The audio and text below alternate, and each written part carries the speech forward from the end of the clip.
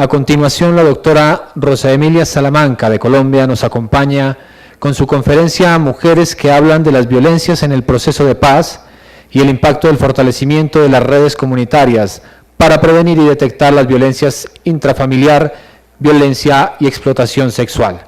Doctora Salamanca, bienvenida. Buenas tardes a todos y todas.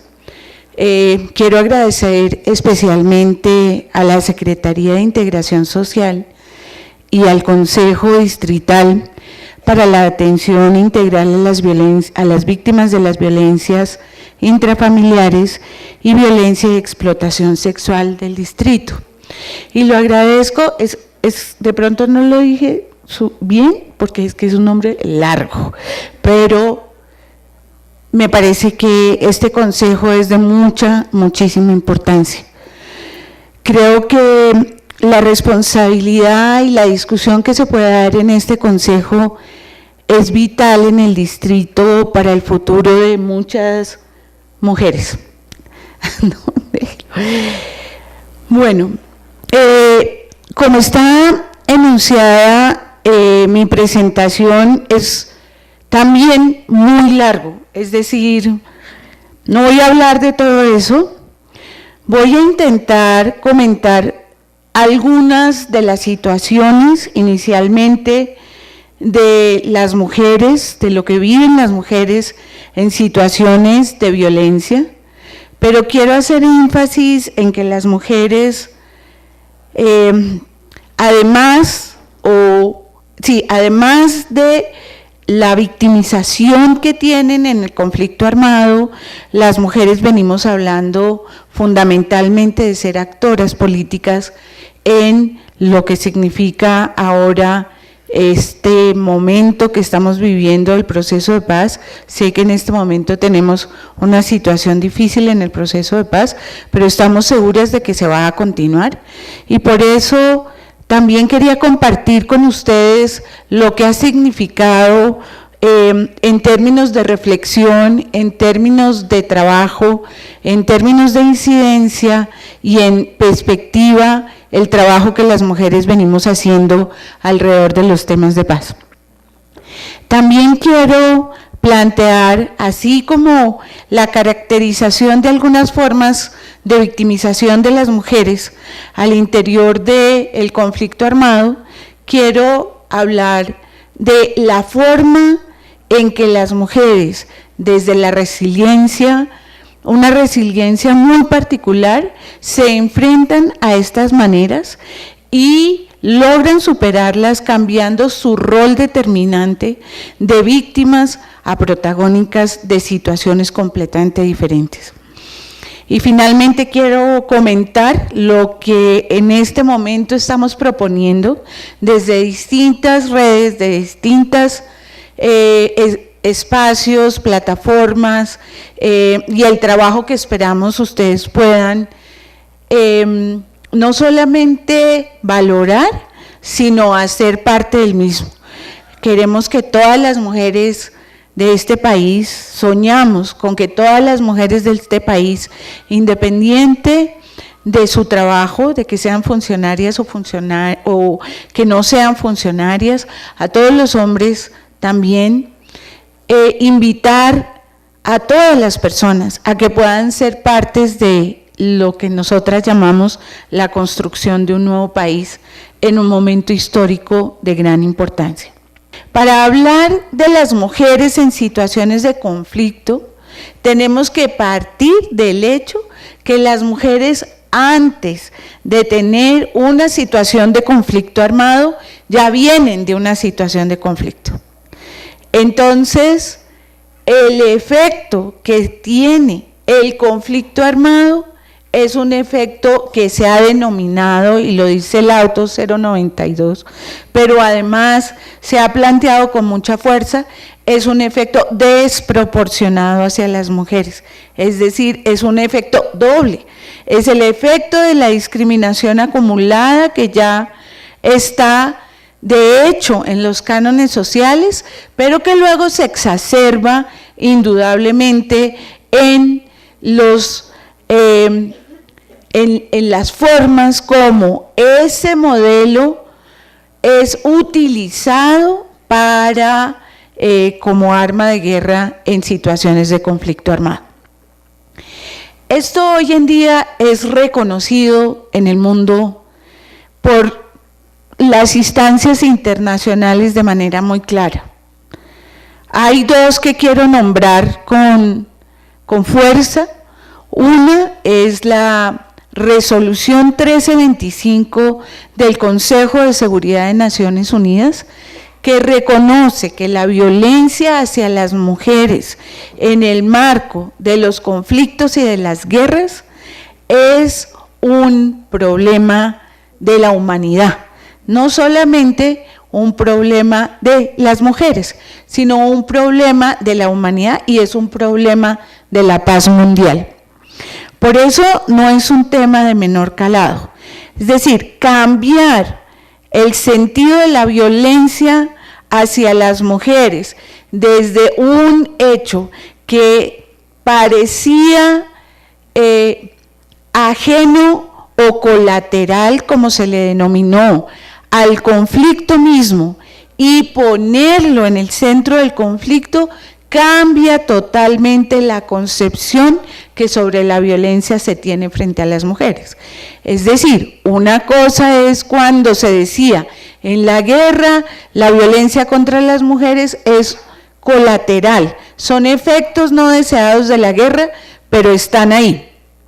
Y otra cosa es decir, la violencia contra las mujeres que se convierte en una arma de guerra es un crimen de lesa humanidad. Son dos concepciones completamente distintas y ponen en un lugar diferente la humanidad de las mujeres en ese sentido. Esto ha sido trascendental porque así como a las sociedades en una situación de no conflicto armado, sino de otro tipo de conflictividades, le es tan difícil reconocer las violencias que ocurren contra las mujeres por su naturalización, también en los conflictos armados y en las guerras ha sido tan difícil entender la exacerbación de estas violencias contra las mujeres. Y voy a plantear algunas de las tipologías en las cuales se exacerba. Violación directa, física, abuso sexual directo.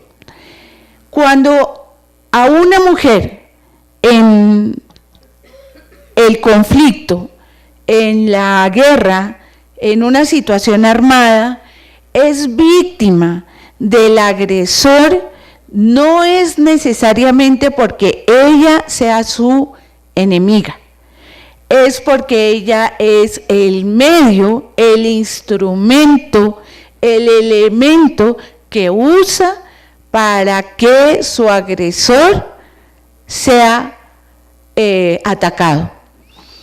Nomás esta concepción es absolutamente delirante en términos de plantear que yo no veo a la mujer como el objeto de mi agresión, sino simplemente la veo desde esa concepción de tenencia, de poder y de propiedad frente a las mujeres, las veo como ese instrumento que yo voy a utilizar para que para que el agresor, mi enemigo, pueda verse atacado de alguna manera. Donde las mujeres son obligadas por actores armados a prestar servicios, no solamente hacia ellos, sino hacia otro tipo de actores no necesariamente armados.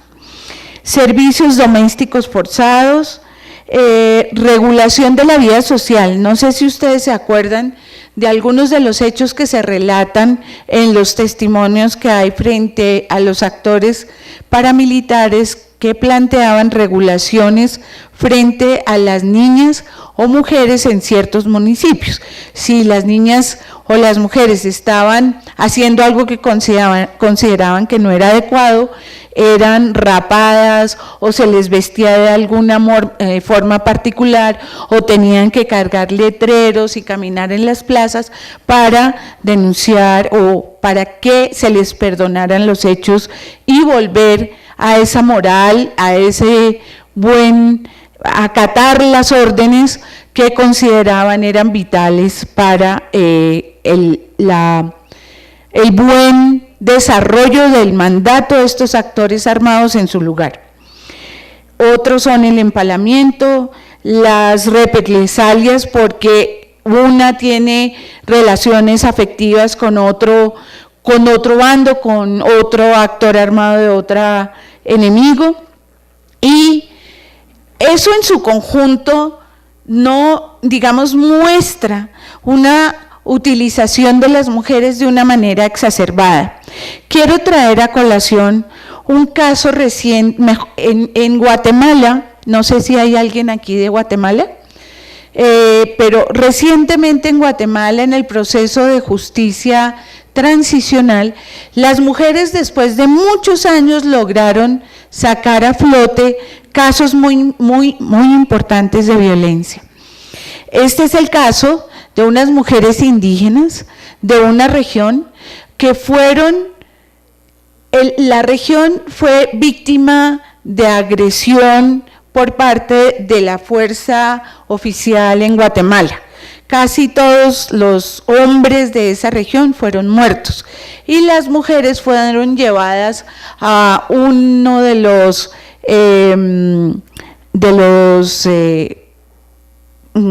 se me fue el nombre, ¿cómo?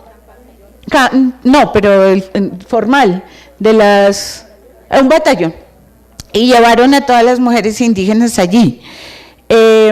Y estas mujeres indígenas fueron obligadas a vivir allí por un lapso de tiempo que fue más o menos casi un año, donde fueron forzadas a todo lo que yo he dicho con anterioridad. En este momento finalmente ese caso ha podido salir a la luz pública, pero ¿hace cuánto que llevamos, digamos, en el proceso guatemalteco? Y la insistencia, persistencia, denuncia, recopilación de casos, etcétera, hizo finalmente que ese caso sea conocido después de todos los años que ha llevado el proceso después de la negociación en Guatemala. Pongo este ejemplo porque muchas veces eso que planteaba Lisa del silencio, de lo que pasa en la violencia cotidiana, es lo que pasa con más agudeza en el conflicto armado. Las mujeres no hablan, las mujeres no quieren ser sancionadas, las mujeres saben que sus parejas las pueden abandonar si saben que fueron víctimas de agresión sexual, el miedo se exacerba, de ahí ese término tan apropiado que se ha denominado impacto desproporcionado sobre la vida de las mujeres y las niñas. En CIASA hicimos una investigación, una de las personas que hizo la investigación está aquí sentada también, y en esa investigación nos fuimos dando cuenta de elementos increíbles que tenemos como mujeres. Nuestro rol tradicional, que es tan impactante en nosotras, ese rol de el vivir por el otro, el ser del otro, el vivir para el otro y la otra, todos esos roles que hemos tenido tienen una dualidad muy fuerte. Tienen la posibilidad de ser nuestro propio infierno, como pueden tener la posibilidad de ser nuestra propia liberación. Y esto es una cosa que puede ser muy contradictoria. Los roles del cuidado, desde mi punto de vista y también desde el punto de vista de la investigación, son los roles que nos han llevado a que nuestra posibilidad emancipatoria se vea muy reducida. pero al mismo tiempo los roles del cuidado son fundamentales en la sociedad. Son un elemento que logra que la sociedad tenga todavía condiciones de humanización, de humanidad, más allá de la empresa. Y esos roles hacen que las mujeres conviertan esa capacidad que tienen de cuidado en un activo político para su transformación y su conciencia. Cuando Lisa decía, es que las mujeres a veces cuando piensan en sus hijos logran separarse, a veces las mujeres cuando pensamos en nuestros hijos y en nuestra comunidad, logramos transformarnos, logramos saber que somos más que simples objetos y logramos entender que nuestra capacidad de ser sujetas de derecho es inmensa. Quiero enfatizar entonces que las mujeres hemos sido constructoras de paz. Siempre hemos sido constructoras de paz, no todas. Muchas veces la teoría del empoderamiento nos ha llevado a creer que empoderarnos es ser igual a los varones. Triste remedio para esta sociedad. No porque los hombres sean buenos o malos, sino porque la sociedad patriarcal, heteropatriarcal, para hacer honor a lo que decía Lisa hace un momento, es tan absolutamente restringida y tan compleja en la reproducción de sus valores culturales que tanto los hombres como las mujeres tenemos que salir de ese patrón cultural. No podemos seguir reproduciendo ese patrón cultural. Entonces, cuando hablamos de empoderarnos y hacemos y seguimos el patrón patriarcal, es realmente triste porque no transformamos, no cambiamos, simplemente seguimos reproduciendo el patrón sobre nosotras mismas. El trabajo que se ha tenido en este país con las comunidades, con el trabajo que ustedes hacen en cada barrio, en cada lugar, es vital en términos de que la construcción ciudadana de este país pasa por una transformación cultural profunda y por una transformación cultural profunda que cuestione el ejercicio patriarcal de esta sociedad. Lo militar es la expresión máxima del patriarcado, sea de quien sea, porque cuando yo considero que tengo la capacidad y el poder de desaparecer al otro y a la otra, porque no hace lo que yo quiero o porque no piensa como yo, es porque yo creo que soy poseedora de la verdad y del poder total.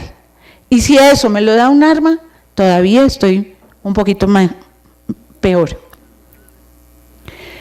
El ejercicio militar en el sentido de la confrontación, es esa expresión, es una de las expresiones fuertes, fuertísimas del patriarcado.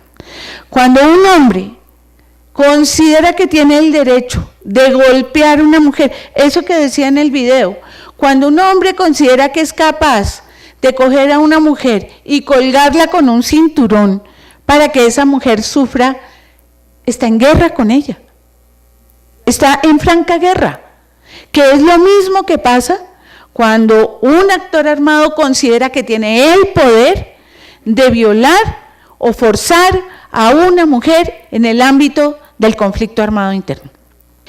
El año pasado, en octubre del año pasado, las plataformas, 9 plataformas, redes y organizaciones de mujeres, nos reunimos en una cumbre nacional. Fue una gran cumbre nacional. 450 mujeres estuvimos reunidas discutiendo qué y por qué creíamos en un proceso de paz.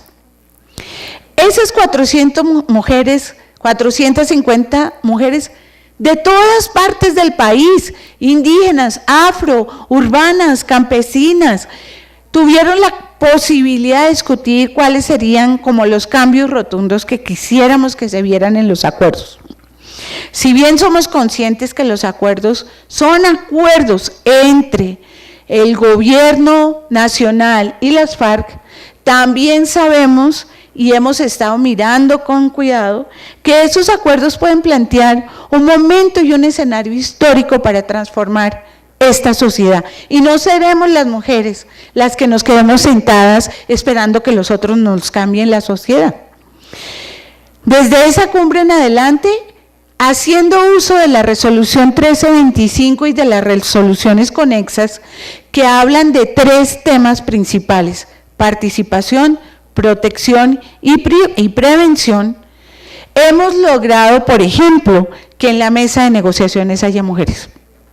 Ustedes saben que en la mesa de negociaciones no había, ustedes saben que logramos que se pusieran 2 mujeres. Las FARC no tienen mujeres oficialmente, pero hay una mujer que más o menos de manera permanente está allí, que se llama Victoria. No la holandesa no es oficialmente, ella traduce, pero no es parte, digamos, del ejercicio de negociación. Después de haber puesto estas mujeres allí con mucha insistencia, se ha logrado a través de un ejercicio de incidencia y de lobby actor que se abra una comisión de género. Esta comisión de género se planteó para que la mirada desde una perspectiva de género pueda cruzar todos los acuerdos de la mesa de negociación. Esta mesa de negociación y esta comisión de género tiene en este momento unos delegados que vienen de cada uno de los paneles de negociación. Vienen unos del gobierno, vienen otros de las FARC. Tiene unas asesoras en materia de género y tiene además va a dialogar con distintas organizaciones de mujeres. Yo quisiera preguntarles a las que están aquí, por supuesto a las colombianas y los colombianos que están sentados aquí, ¿cuántos de ustedes se han leído los acuerdos? Uy, tantos no, imposible. Dos de cuántos estamos sentados aquí, un montón.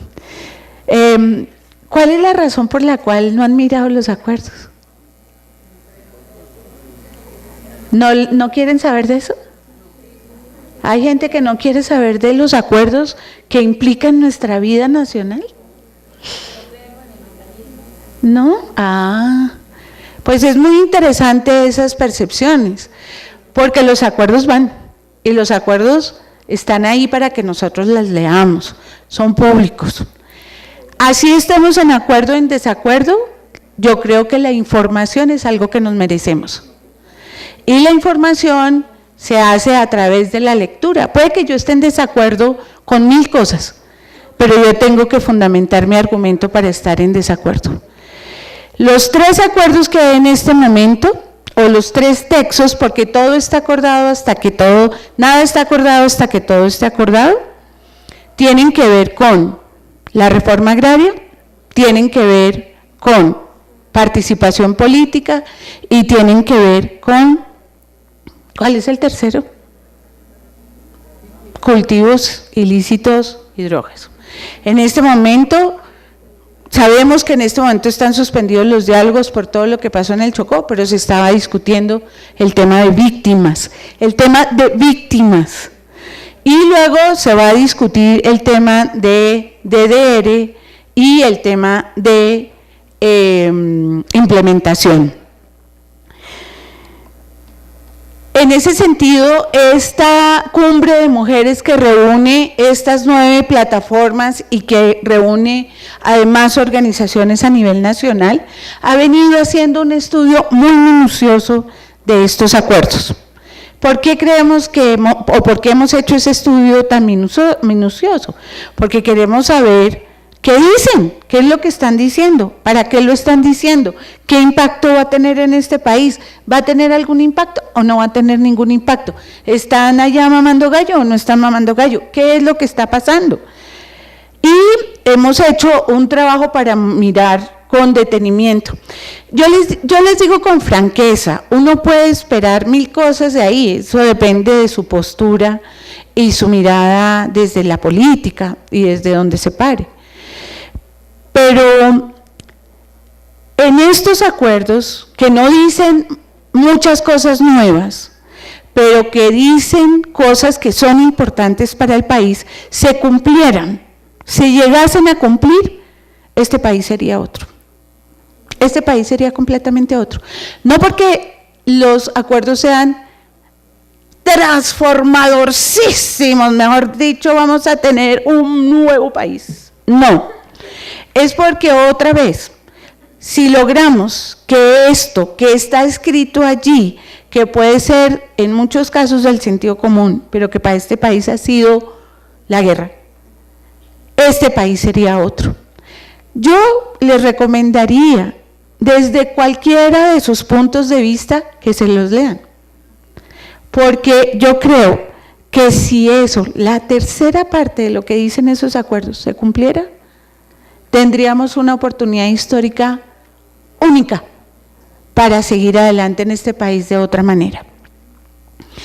Y entonces estamos haciendo un ejercicio de recomendaciones, un ejercicio, no porque los vayan a cambiar porque dijimos las mujeres, sino porque cada oportunidad que se nos abre allí, puesta desde un lenguaje que nosotras consideraríamos que puede abrir más oportunidades, podría ser una oportunidad para las mujeres y no la vamos a perder. No la vamos a perder. En el tema, por ejemplo, la discusión que ha significado para poner muchos de los temas de las compañeras rurales, o la posibilidad que ha tenido para poner los mismos temas de las mujeres víctimas, pero además porque en la implementación nos peleamos y nos vamos a pelear, que en la implementación de esos acuerdos y en el posconflicto, ahí es donde se construye la paz. Ahí es donde empezamos a hablar de paz. Aquí hay una negociación, pero en el posacuerdo, en ese lugar donde nosotras vamos a ser protagónicas en el posconflicto, ahí vamos a construir otro país. Puede que yo suene un poco ilusoria, pero es que tanto drama para este país, tanta tragedia, tanta tristeza, algo nos tiene que iluminar para algún lado. Y esta es la oportunidad que nosotras como organizaciones de mujeres, como algunas de las organizaciones de mujeres, para no sonar arrogante, nos hemos podido o nos hemos querido dar. Quiero ir cerrando esta conversación diciéndoles a ustedes que adicional a eso, las mujeres consideramos que tenemos que tener un plan posconflicto.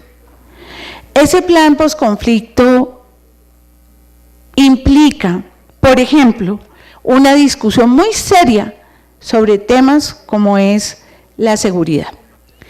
Pero la seguridad en este país y la concepción de la seguridad y la concepción de la institucionalidad de la seguridad de este país tiene que cambiar.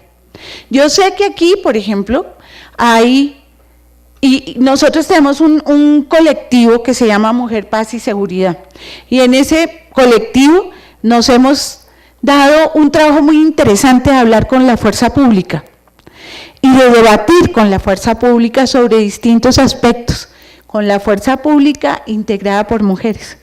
Y ha sido una experiencia innovadora y muy alentadora. Yo, por ejemplo, sé que aquí hay muchas policías y policías, hombres y mujeres sentados. Y me agrada inmensamente, porque tenemos que empezar a hablarnos de otra manera. Lo mismo hacemos en ese ejercicio de la mesa técnica de discusión con la fuerza pública. Porque si nosotros queremos un gobierno, un ejecutivo democrático, un congreso democrático, un país democrático, tenemos que tener instituciones de seguridad democráticas. No nos podemos dar el lujo de no tener instituciones de seguridad que no sean democráticas. Por eso esa discusión es tan importante. Y la reconstrucción y la construcción en perspectiva de lo que significa una seguridad centrada en las personas y no una seguridad centrada en el Estado es vital para las mujeres y es vital para el país. Porque no queremos ser solo víctimas, queremos ser actoras políticas y sobre todo sujetas de derecho. Y cuando estamos hablando de la violencia, estamos hablando de una cara, pero a un continuo de violencia necesitamos un ejercicio diferente de seguridad.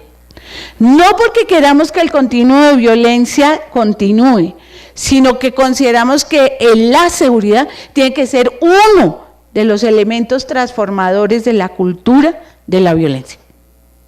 No puede seguir siendo generadora de violencia, tiene que ser generadora de transformaciones culturales muy profundas que nos permitan pensar en una seguridad integral y respetuosa de los derechos humanos. Por eso, todas estas discusiones se han abierto la puerta en este momento. Todas estas discusiones las podemos dar de otra manera.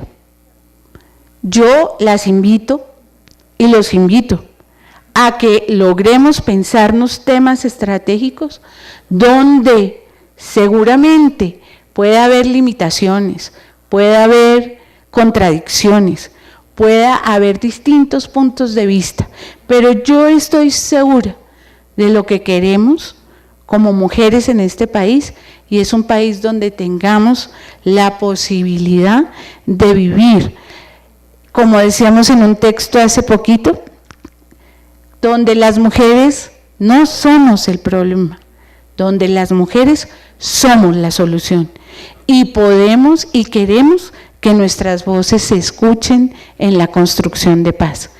Muchísimas gracias.